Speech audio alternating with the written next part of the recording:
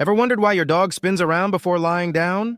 Dogs spinning before resting is actually an instinct inherited from their wild ancestors. In the wild, dogs turned in circles to flatten grass and leaves, creating a comfy and safe sleeping spot.